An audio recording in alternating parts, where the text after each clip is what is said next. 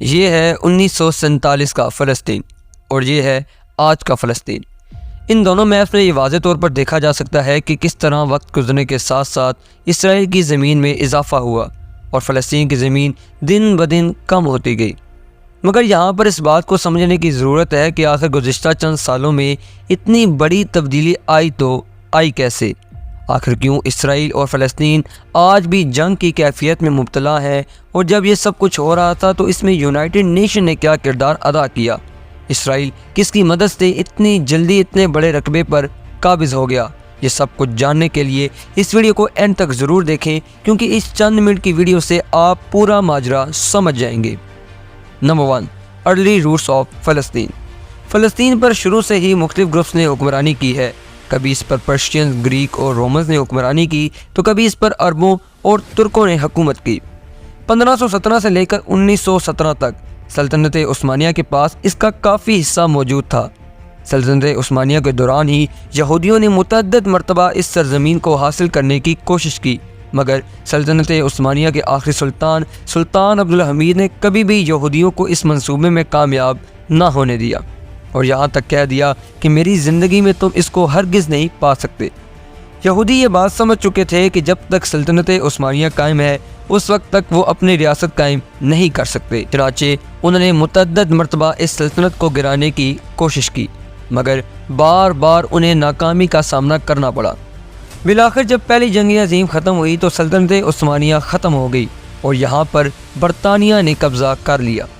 اب حالات یہ تھے کہ فلسطین پر اب برطانیہ کی حکومت قائم ہو چکی تھی اور 1922 میں ایک منصوبہ پیش کیا گیا جس میں فلسطین کی سرزمین پر یہودیوں کو کافی حصہ دیے جانے کا منصوبہ بنایا جانے لگا۔ پوائنٹ نمبر 2، پارٹیشن آف فلسطین۔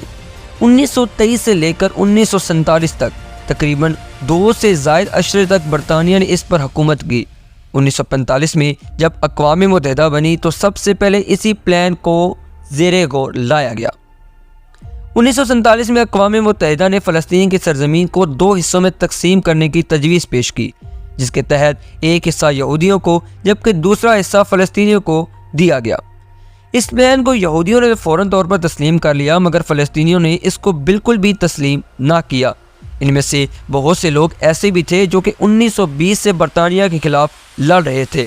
فلسطینیوں نے یہ مطالبہ کیا کہ چونکہ ان کی آبادی یہودیوں سے زیادہ ہے لہٰذا انہیں یہودیوں سے زیادہ زمین دی جائے، مگر ان کا یہ مطالبہ نہ مانا گیا، جس کا نتیجہ یہ ہوا کہ فلسطین کے اندر ایک والنٹیئر آرمی بن گئی۔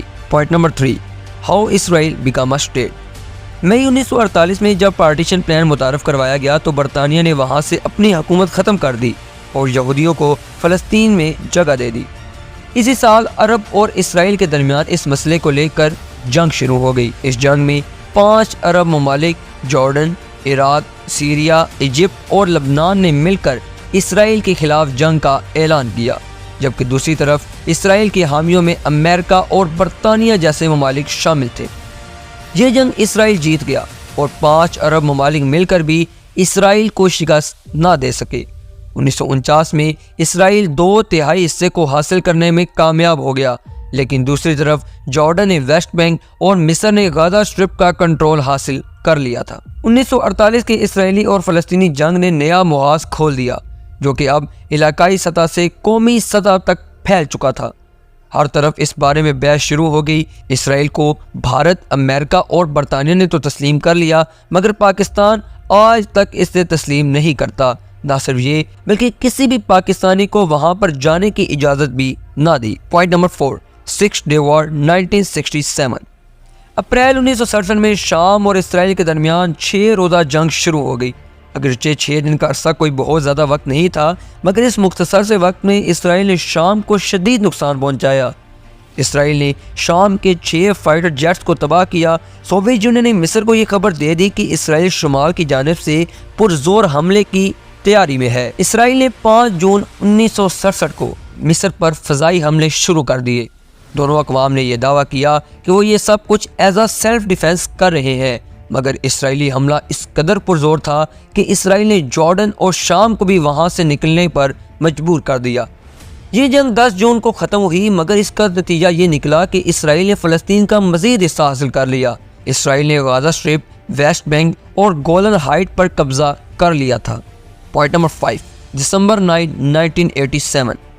یہ وہ وقت تھا جب اسرائیل اور فلسطین کے درمیان اب تک کی سب سے خطرناک ترین جنگ کا آغاز ہوا کچھ یوں کہ ایک ٹرک جس میں فلسطینی لوگ موجود تھے اسے تباہ کر دیا گیا۔ اس حادثے میں 4 لوگ شہید ہوئے اور 10 لوگ زخمی بھی ہوئے۔ اس واقعے کے بعد فلسطینیوں میں شدید غم و غصے کی ایک لہر دوڑی اور انہوں نے احتجاج کرنا شروع کر دیے۔ اس دوران فلسطینیوں کی جانب سے پرزور احتجاج کیے گئے، گاڑیاں، ٹائر تک جلائے گئے، حالات کشیدگی کی طرف بڑھتے جا رہے تھے۔ جبالیہ کے مقام پر ایک اسرائیلی فوج کی گاڑی کی جانب سے فلسطینیوں پر فائرنگ کی گئی، جس سے مزید تناؤ پیدا ہو گیا۔ فائرنگ کے نتیجے میں 17 سالہ نوجوان شہید ہوا اور 16 لوگ اس میں زخمی ہو گئے۔ اگلے دن اسرائیلی پیراٹروپر بھی یہاں پر داخل ہو گئے تاکہ اس احتجاج کو ختم کروایا جا سکے۔ اسرائیلی آکوپائیڈ ویسٹ بینک پر حالات خراب سے خراب تر ہوتے جا رہے تھے۔ کچھ ماہ کے اندر ہی ان دھرنوں اور احتجاجوں نے زور پکڑنا شروع کر دیا۔ سال 1987 کو اسرائیل کی فتح اور غزہ سٹرپ پر قبضہ کیے 20 سال ہو چکے تھے۔ اسرائیلی حکومت کی سپورٹ سے اب ان علاقوں میں یہودی شہریوں کو بھی آنے کی اجازت دے دی گئی، جبکہ 6,50,000 فلسطینیوں کو چھوٹی سی جگہ پر رکھ کر ظلم و بربریت کا مظاہرہ کیا گیا، اور یوں غزہ سٹرپ زمین پر موسٹ ڈینس پاپولیٹڈ ایریا کہلایا گیا۔ Point number 6، the role of PLO۔ ایسے حالات میں PLO یعنی فلسطین لبریشن آرگنائزیشن نے ایک تحریک شروع کی، جس سے عام شہری مرد و عورت نے فوج میں شمولیت اختیار کی اور مکمل طور پر بائیکاٹ کر دیا تاکہ فلسطین کسی طرح اپنی کھوئی ہوئی زمین کو پھر سے حاصل کر سکے۔ جولائی 1988 میں جارڈن کے کنگ حسین نے فلسطین کے اثر و رسوخ کو بڑھانے کی کوشش کی۔ PLO یعنی فلسطین لبریشن آرگنائزیشن نے بھی اس کی حمایت کی۔ اس ایک سال میں 300 فلسطینی شہید ہوئے، جبکہ 11,000 سے زائد لوگ زخمی ہوئے اور نہ جانے کتنے ہی لوگ گرفتار کیے گئے۔ اب حالات یہ ہو چکے تھے کہ اگر اس وقت مزید جنگ کی جاتی تو شاید اسرائیل باقی جگہ پر بھی قبضہ کر لیتا۔ چنانچہ 1988 کے آخری ہفتے میں مجبوراً اسرائیل کے ساتھ ایک معاہدہ کیا اور ظاہری طور پر یہ مان لیا گیا کہ اسرائیل ہیو رائٹ ٹو ایگزسٹ۔ یوں 1992 میں یtzhak رابن اسرائیل کے وزیر اعظم بنے اور فوراً سے جنگ بندی کر دی گئی۔ اگرچہ بہت سے فلسطینی اس فیصلے سے ناخوش تھے، مگر یہ فیصلہ مجبوراً کیا گیا تھا۔ Point number 7، Oslo agreement. 1990 میں ان دھرنوں اور مزید کسی بھی وائلنس کو کنٹرول کرنے کے لیے ایک معاہدہ بنایا گیا جسے اوسلو 1 کہا جاتا ہے۔ اس منصوبے کا مقصد اسرائیل اور فلسطین کے درمیان کشیدگی کو کم کرنا تھا۔ یہ معاہدہ 1993 میں منظور ہوا اور اسرائیلی فورسز نے اس علاقے کو خالی کر دیا۔ یہ معاہدہ اسرائیلی وزیر اعظم رابن اور فلسطینی لیڈر یاسر عرفات کے درمیان ہوا۔ اس کے بعد یہ امید کی جا رہی تھی کہ اب اس خطے میں کچھ امن ہوگا، مگر پھر کچھ ایسا ہوا جس کی کسی کو امید نہ تھی۔ ہوا کچھ یوں کہ ایک اینٹی فلسطین اسرائیلی ایکسٹریمسٹ نے اسرائیلی وزیر اعظم یtzhak رابن کو نومبر 1945 میں قتل کر دیا، اور یوں اوسلو کا معاہدہ پوری طرح سے ناکام ہو گیا۔ پوائنٹ نمبر 8، دا سیکنڈ انتفاضہ۔ ستمبر 2000 میں سیکنڈ انتفاضہ شروع ہو گیا۔ یہ تب شروع ہوا جب ایک یہودی لیڈر ایریل شیرون نے مسجد اقصیٰ کا دورہ کیا۔ یہ دیکھتے ہی بہت سے فلسطینی یہ بات سمجھ چکے تھے کہ یہودیوں کے ارادے کوئی نیک ارادے نہیں، کیونکہ یہودیوں کا یہ ایمان ہے کہ اس مسجد اقصیٰ کے نیچے ان کا ہیکل سلیمانی موجود ہے۔ ہیکل سلیمانی کوئی صندوق نما چیز نہیں، بلکہ یہ ایک بلڈنگ ہے جس کی بنیادیں یہودیوں کے نزدیک مسجد اقصیٰ کے نیچے ہیں، مگر مسلمان اس بات کو پورے طریقے سے ڈکلائن کرتے ہیں۔ اگر مسلمانوں کے پوائنٹ آف ویو سے دیکھا جائے تو یہ مسجد مسلمانوں کے لیے نہایت قابل احترام تھی، کیونکہ یہ مسجد مسلمانوں کا قبلہ اول تھا، لہٰذا وہ اس کی حفاظت ہر حال میں کرنا چاہتے ہیں۔ لہٰذا فلسطینیوں نے احتجاج کرنا شروع کر دیا اور حالات ایک بار پھر سے خراب ہو گئے۔ تقریباً اگلے 5 سال تک اسرائیلیوں اور فلسطینیوں کے درمیان لڑائی جاری رہی۔ فلسطینی وزیر اعظم یاسر عرفات نومبر 2004 میں انتقال کر گئے اور اگست 2005 میں ایک بار پھر اسرائیلی آرمی غزہ سٹرپ پر داخل ہو گئی۔ Point number 9، who was Hamas. Hamas دراصل ایک سنی اسلامک ملیٹنٹ گروپ ہے جس نے 2006 کے ہونے والے الیکشن میں کامیابی حاصل کی۔ اسی سال حماس اور اپوزیشن گروپ فاتح کے درمیان ایک جنگ شروع ہو گئی، اس جنگ کا اختتام 2007 میں ہوا، جس میں حماس نے کامیابی حاصل کی اور غزہ پر کنٹرول حاصل کر لیا۔ بہت سے یورپی ممالک نے حماس کو دہشت گرد گروپ قرار دیا کیونکہ اس نے کئی مرتبہ اسرائیل کو کافی نقصان پہنچایا۔ اس گروپ کا ایک ہی مقصد ہے اور وہ ہے فلسطین کی آزادی۔ یہ وہی گروپ ہے جس نے 2008 میں پہلے آپریشن کاسٹ لیڈ، پھر 2012 میں آپریشن پلر آف ڈیفنس اور 2014 میں آپریشن پروٹیکٹیو ایج کیا، اور دونوں جانب ان جنگوں میں کافی نقصان ہوا۔ اپریل 2014 میں حماس اور فاتح نے معاہدہ کر لیا جس کے تحت فلسطین میں یونیفائیڈ نیشنل گورنمنٹ بنا دی گئی۔ مئی 2017 میں حماس کے لیڈر نے ایک پلان تجویز دیا جس کے مطابق 1967 کے پلان کے مطابق حد بندیاں کی جائے اور یروشلم کو فلسطینی دارالحکومت قرار دیا جائے۔ تاہم اس کے باوجود بھی وہ اسرائیل کو ایک اسٹیٹ نہیں مانے گا۔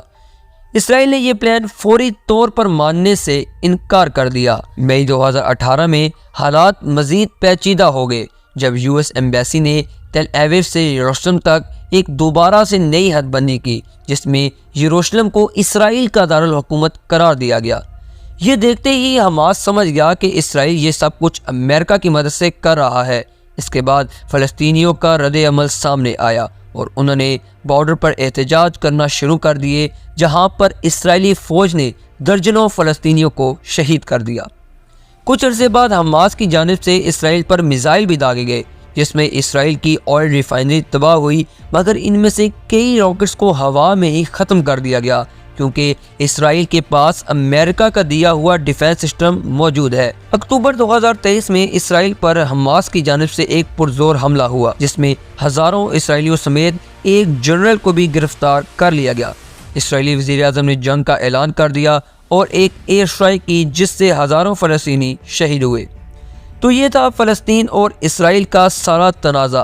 اب دیکھنا یہ ہے کہ آخر مستقبل میں کیا فلسطین اپنی زمین کو دوبارہ حاصل کر لے گا یا اسرائیل اس پر بھی قبضہ کر لے گا۔ خیر، یہ تو آنے والا وقت ہی بتائے گا، لیکن اگر آپ کو ہماری آج کی یہ ویڈیو پسند آئی ہو تو اس ویڈیو کو لائک کر کے چینل کو سبسکرائب ضرور کر لیجئے اور ساتھ ہی ساتھ بیل آئیکن کو بھی ضرور دبا لیجئے تاکہ آپ کو ہر نئی آنے والی ویڈیو کی انفارمیشن مل سکے۔ کمنٹ سیکشن میں اپنی قیمتی رائے کا اظہار کرنا نہ بھولیے گا۔ انشاءاللہ ملتے ہیں کسی نئی ویڈیو میں کسی نئے ٹاپک کے ساتھ، تب تک کے لیے اللہ حافظ۔